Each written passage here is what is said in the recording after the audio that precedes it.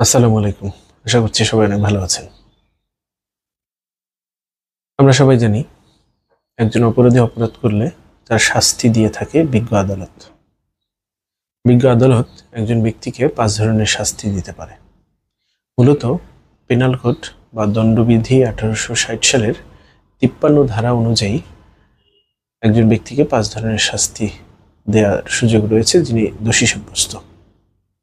প্রথমত, মৃত্যুদণ্ড বা ডেথ সেন্টেন্স। দ্বিতীয়ত, যাবজ্জীবন কারাদণ্ড বা ইমপ্রিজনমেন্ট ফর লাইফ টাইম। তৃতীয়ত, কারাদণ্ড বা ইমপ্রিজনমেন্ট। কারাদণ্ডকে আবার দুই ভাগে ভাগ করার সুযোগ রয়েছে, একটি সশ্রম কারাদণ্ড আর একটি বিনাশ্রম কারাদণ্ড। চতুর্থত, সম্পত্তি বাজেয়াপ্ত বা ফরফিচার অফ প্রপার্টি। এবং পঞ্চমত, অর্থদণ্ড বা জরিমানা, ফাইন।